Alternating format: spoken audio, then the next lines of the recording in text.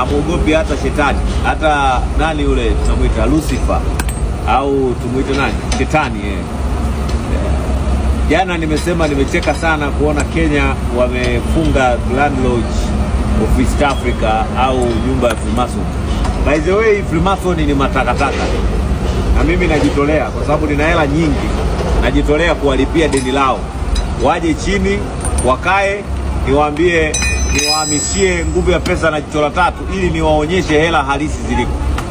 Watu wengi mmekuwa mkihangaika kutaka kujiunga Freemason sijui. Freemason ni watoto wadogo.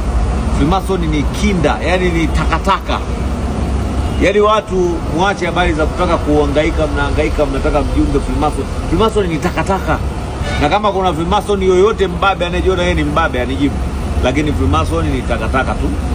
Kwa sababu huwezi ukabadilisha maisha ya watu wakati wewe mwenyewe unadaiwa na umeshindwa kujilipia kodi ya nyumba ambayo mnafanyia ibada. Mimi nimesema Nguvu ya Pesa na Jicho la Tatu tunakuja kwa njia nyingine, kwa namna nyingine tofauti. Sisi sio Illuminati, sio Freemason, wala hatumwabudu shetani.